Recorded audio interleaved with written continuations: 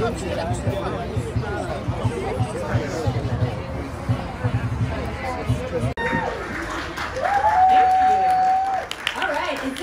for you? Awesome.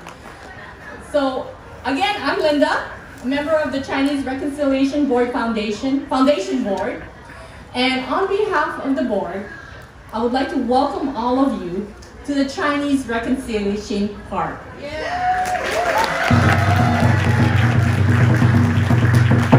Thank you. I never had a drum roller before. That's awesome. This park was built on a vision for multicultural harmony. And it is our hope that this park stands as a commitment for a harmonious, respectful, and diverse community.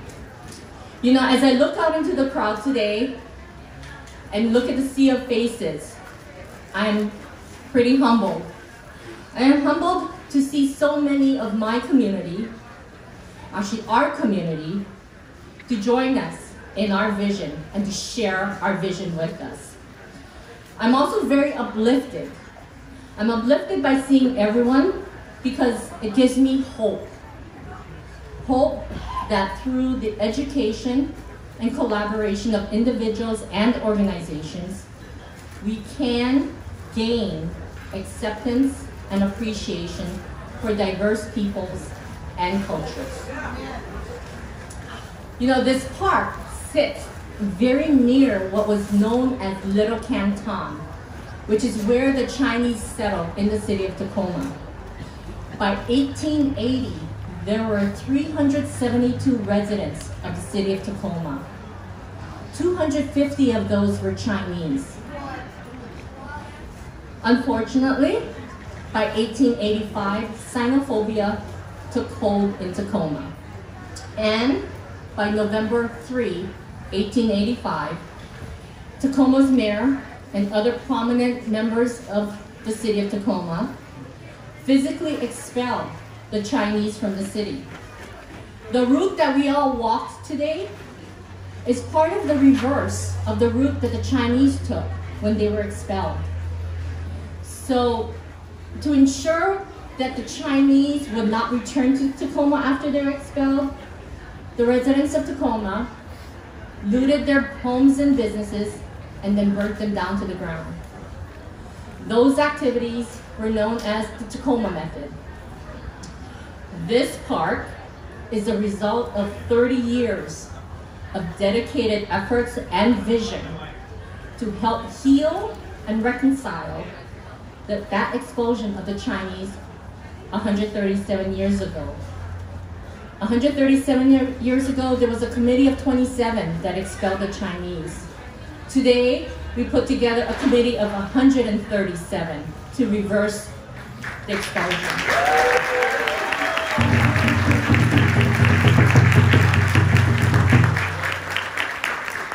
The park was designed specifically to symbolize the journey of the Chinese.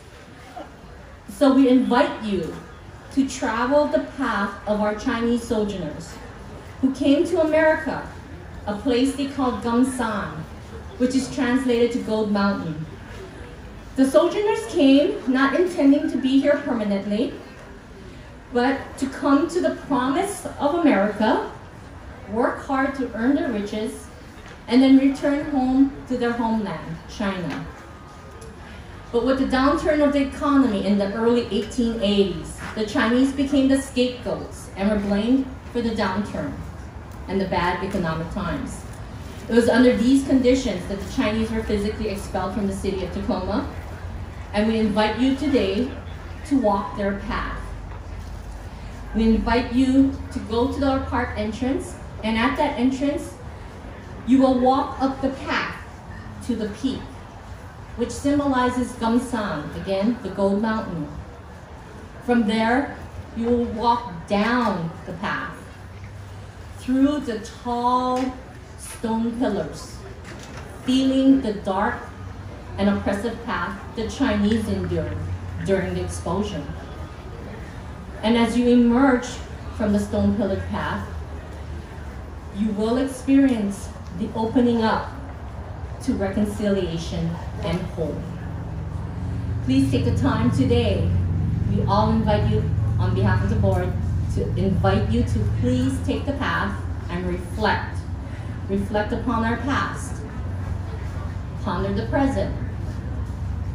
Dream of the future. And celebrate our cultural diversity and common humanity. And I want to thank you all for being here today. I was told I could only speak for 5 minutes, and I think I've lived up to my charge.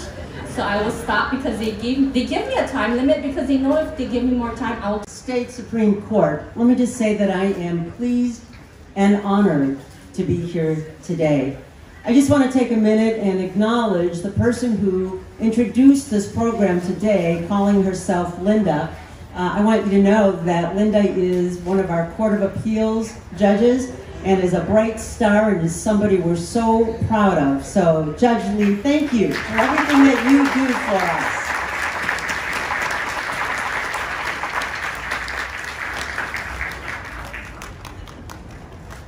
As noted by others, we're here to commemorate the horrible events of 1885, where law-abiding and political leadership ran people out of town simply because they were Chinese. Remembering events serve to remind us of what always is still possible.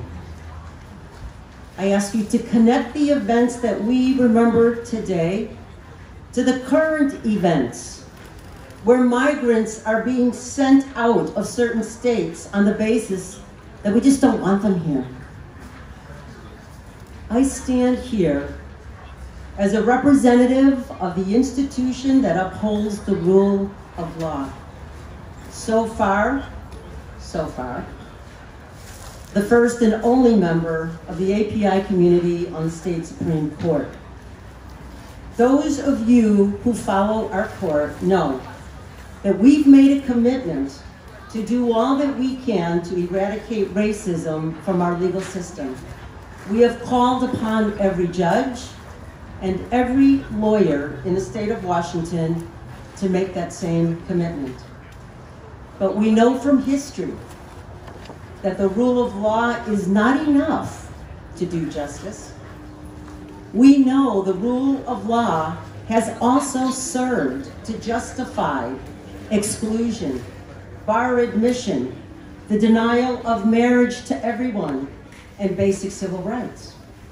My dear friends, I just want to remind you that the rule of law alone is not enough to protect against racism and hatred, but rather it is the rule of law combined with human intervention that actually will advance the cause of true justice.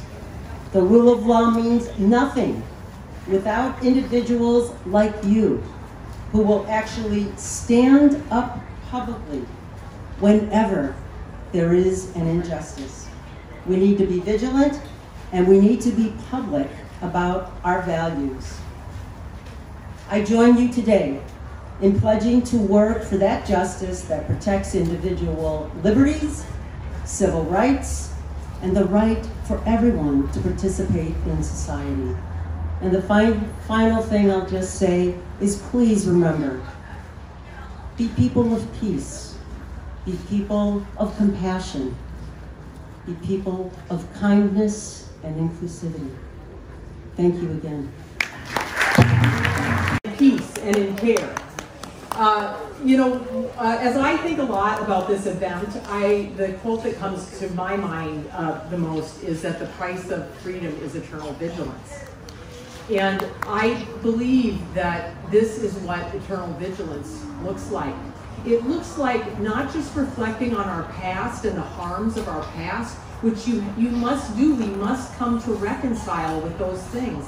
That's why this is called a reconciliation park, to let us do that, to help us do that, to help us reconcile that which was the awful Tacoma method that became used along the entire West Coast of the United States against our Chinese brothers and sisters and family members. We must reconcile with that, but in recognizing that destruction and what we do, eternal vigilance really means that we turn that around, right? We not just recognize the errors of our past, the harm of our past, but then we start to rebuild. And that is what this park has done, and that's what this park will continue to do. That's what this march has done in retracing the steps in a backward fashion, right? To turn that clock back.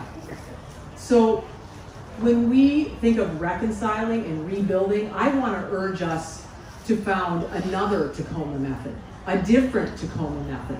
A Tacoma method that is not grounded in violence and in exclusion, but a Tacoma method, which I think is what Tacoma has grown into and is growing into, a method that is built in peace and in love and in belonging. So as you spend the day here, please do what you can to reconcile our history and to spend time there, but then move to the place that you can, which is about love and belonging and inclusion and peace, because that is why Teresa and the board and all of us who are here today are here, to move to a different Tacoma method. So let's found that today. Unity.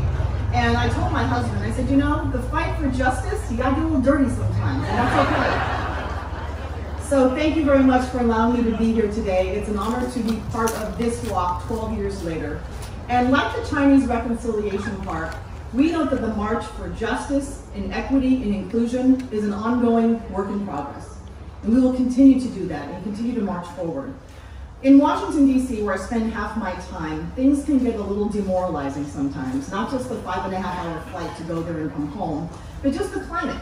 And I tell people that when I first started in politics back in 2007, you got your news from 3 sources: the TV, the radio, or the print. Now there are multiple ways to get information, and unfortunately, a lot of it is a hot pile of garbage. And I say that because we think of the division that's in this country and how hard it can be to govern in this climate. But when I come to an event like this, in my hometown, Tacoma, it makes me restore my faith in humanity, in people, and in good governance. So thank you all for being here today.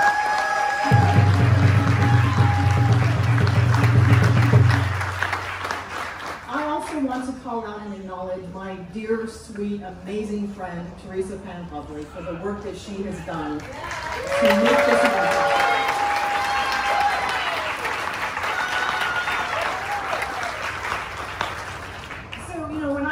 Congress, I was sworn in on the 3rd of January in 2021. There was a failed coup attempt. There were articles of impeachment a week later, and then a week after that, we had the peaceful transfer of power. And sadly, we had to pass a hate crimes bill because there were hate crimes happening against specifically Asian Americans and a lot of horrible things happening in this community. And by passing that bill, we wanted to make sure that people felt comfortable reporting crimes and knew that there would be a mechanism that they would be dealt with. But also, too, sending the message that we are better than this as a country. And I always look at this particular park and the efforts that we are leading here in Tacoma to show why unity is important. When I wore hanbok, a traditional Korean dress, on the floor of the House when I got sworn in, I did that to send a message. U.S. Representatives, the House of Representatives,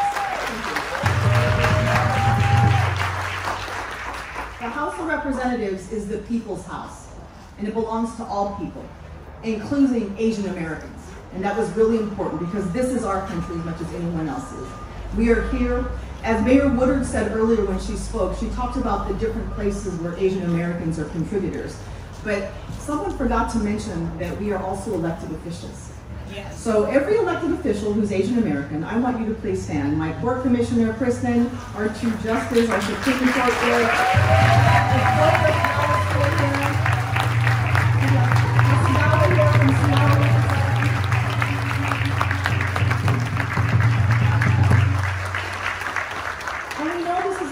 because representation does matter, but it only matters if you're fighting for your community. And every person who stood up today is a fighter who's going to unapologetically fight for equity and inclusion to make sure that our community is part of everything that we're doing in this city and in this nation. So I will end with this, and I just want to recognize someone who I call my sister friend, who has been in the fight with equity for such a long time. The first auditor who really was intentional about making sure that our ballots were in multiple languages. Julie Anderson, will you please stand up and be recognized?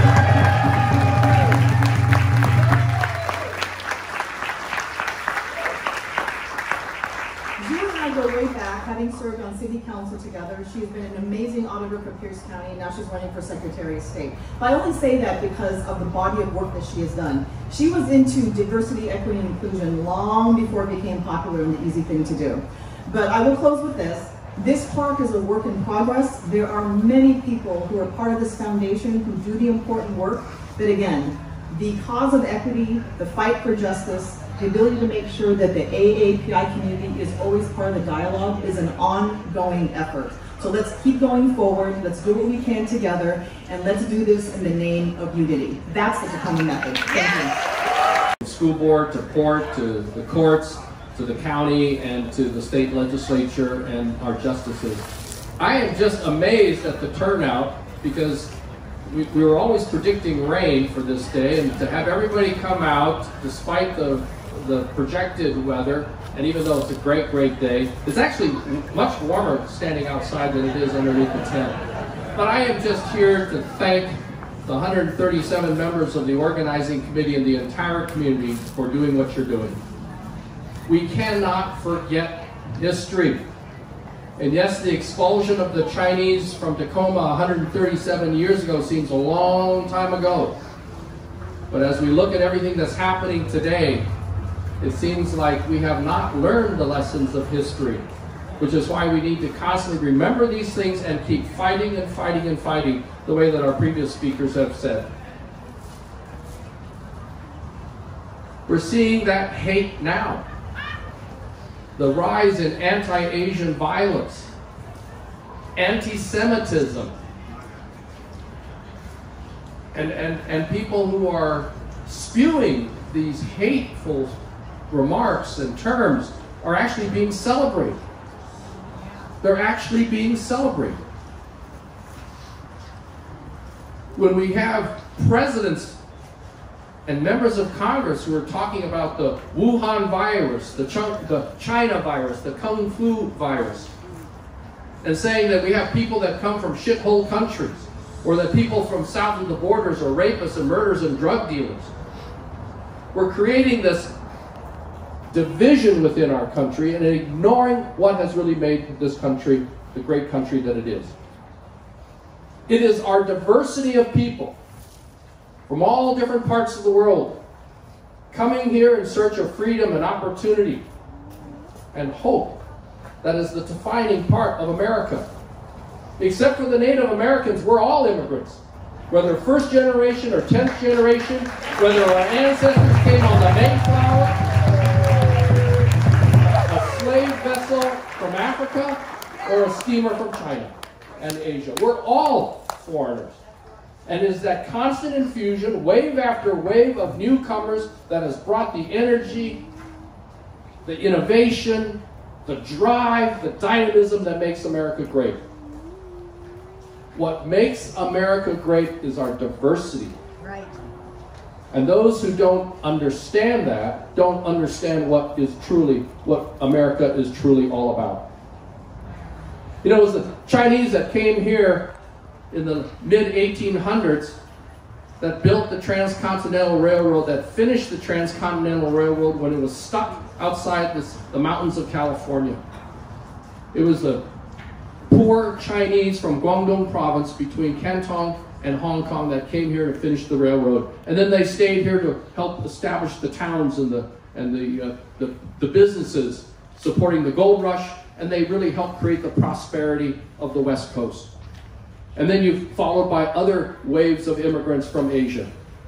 It was the Japanese who farmed land that people said could not be farmed, could not be productive, and yet they were then incarcerated during World War II. even though so many of those who were incarcerated were born in America and did not speak a single word of Japanese. And the Japanese soldiers then, many of them volunteered in the United States Army, forming the most famous military unit in U.S. military history, the 442nd Regimental Combat Team.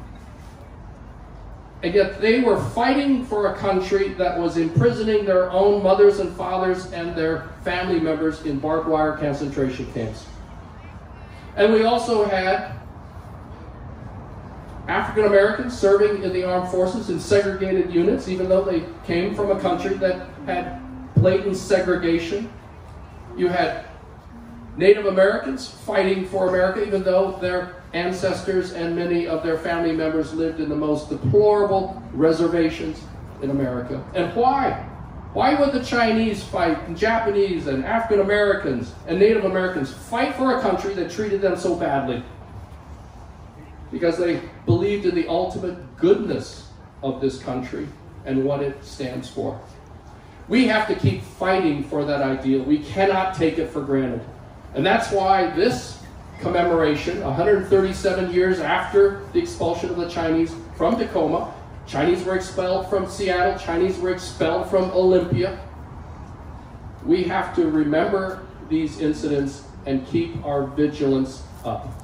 We have to rededicate ourselves to the ideals of America, as imperfect as we are, because we know this is a blessed country and it really does provide opportunities for all, despite all of the inequities and unfairness in our system. And that's why we all work so hard. We want a better future for our children. That's why we dedicate ourselves to the community. That's why we have a legal system, though not perfect, is certainly the most fair and transparent in the world. So I really appreciate everyone for coming out. I really appreciate all the organizers and Teresa and others who really created this park. We cannot forget. And this park and this walk is a constant reminder, and in some ways a method of re-energizing and recommitting ourselves to what America is all about. A land of opportunity, hope, and freedom. We cannot take it for granted. We cannot forget. Thank you all very much. Xenophobia today is not as worse as when the Tacoma method took place, but it is still bad. Some people in the Tacoma community do not make Asian Americans or POC feel safe as they should be. The Tacoma method is a history of boycotting Chinese people out of Tacoma. Many white people of Tacoma used to blame Chinese people for their economic issues at the time. Many Chinese-owned businesses and homes were destroyed, vandalized, or burned down, including Chinatown. Ever since the Tacoma method, there has been no Chinatown in Tacoma. It was never reconstructed. Now, there are way more of Southeast Asian, Korean communities than a Chinese community.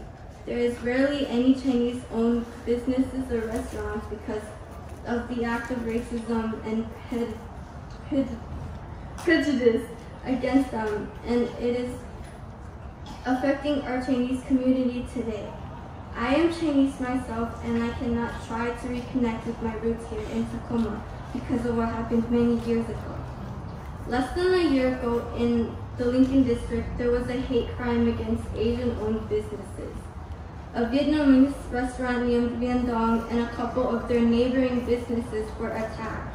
Vien Dong received a call from a racist individual telling them to go back to their countries and calling them slurs and other harmful things. Later, the owner heard a boom on one of their windows and came out to find that it was slashed and broken. An hour later, another boom. Other businesses' windows were broken as well. Vien Dong stated on their Instagram page, "In all of our 32 years of businesses, we have yet to see so much hate in just 1 year. Almost all businesses in the Lincoln District have been targeted and vandalized. We are enraged and tired of this constant and disgusting display of blatant racism. This is very recent and happened in December 2021. This is remarkably like the Chinese Tacoma explosion. The Asian American community of 2021 and 1885 were both told to go back to their countries and their properties were vandalized.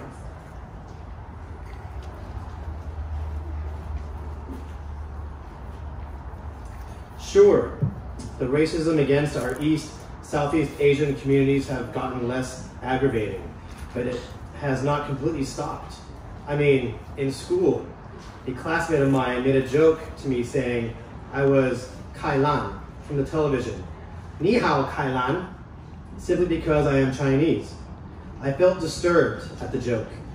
It was obvious that they were being intentionally racist towards me. I have also been mocked during 2020 when COVID was a big problem. Kids would say, I started COVID. Call me slurs, tell me to go back to my country, and mock the Chinese language right in front of my face. As a Chinese person, COVID hit me hard like a truck.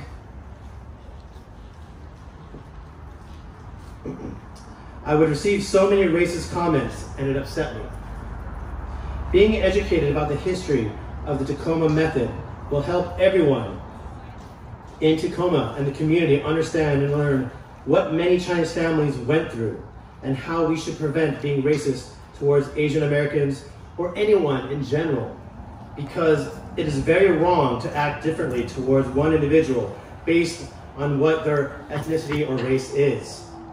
Hopefully, in the future, racism is not a big problem in America anymore. I wouldn't be surprised if you've never heard of it, since it is alongside the many events in American history that go untaught in school. To educate, I'll talk about what happened in the Chinese expulsion, how it impacts society today, and importantly, what can we do to prevent these devastating events from happening again in the future. First, we should be asking, what is the devastating event of the Chinese expulsion? After the British won the Opium War against China around 1839 to 1842, economic hardship was prominent throughout China, causing Chinese immigrants to move to America to find work. But what awaited them wasn't wealth. Instead, they found a place filled with racism against them. In Tacoma, the Chinese worked hard on building the many railroads we have today and took on dangerous jobs. Accusations of them stealing work arose, and this fueled their hatred even more. Anti-Chinese sentiment also grew heavily throughout the entire West.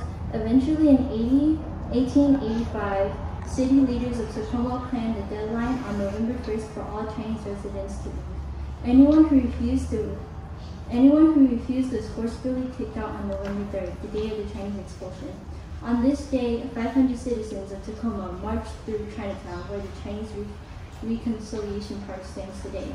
And at every Chinese person's home and business, they were demanded to leave. They were forced to travel alongside the very same railroads they had built with their own hands. Their homes and businesses became the remains of ash as they were burnt down. However, how does this event impact society today? Although now America isn't as bad as the past, there is still heavy evidence of discrimination, with Asian hate crimes reaching 339% in 2022. It's obvious that people have not learned their mistakes and made complete judgments.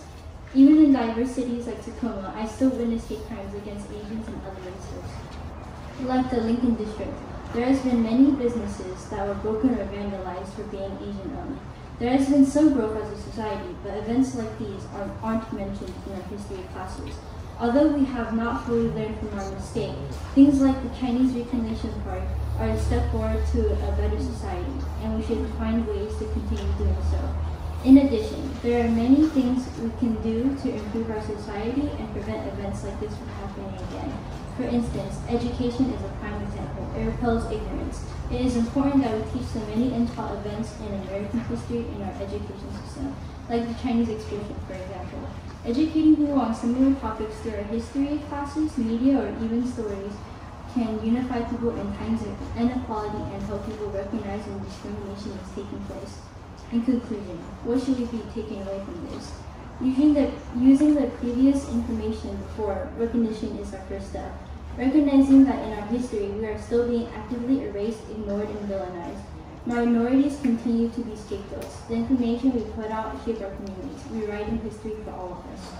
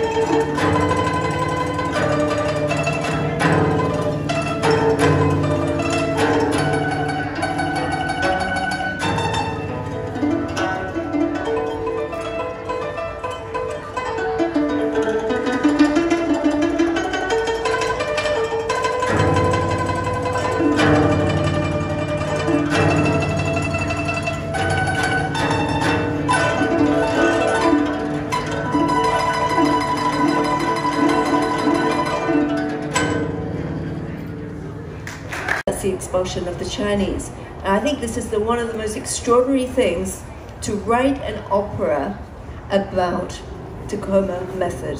And so I'm really honored that one of our dear friends and one of the 11 years on the board of the Chinese Reconciliation Project is close friend Greg Yu. Third day of November, I resided with my family in Tacoma on the corner of Railroad Street, some little distance from Chinatown.